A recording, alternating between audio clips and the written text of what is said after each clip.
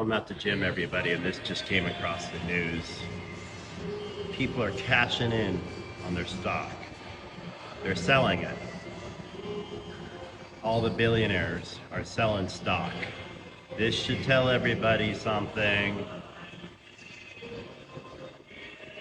What's going on here? A lot of people will say this happens all the time. But when a Walton sell off 4 billion stock, something's going on.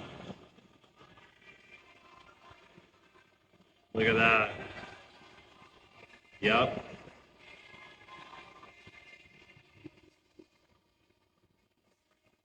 What do you think, everybody? Yes, I'm at the gym. So, I don't know what to think about all that. I share this because I don't want to see people lose their livelihood on something they could avoid. Anyhow, just wanted to share that with everybody.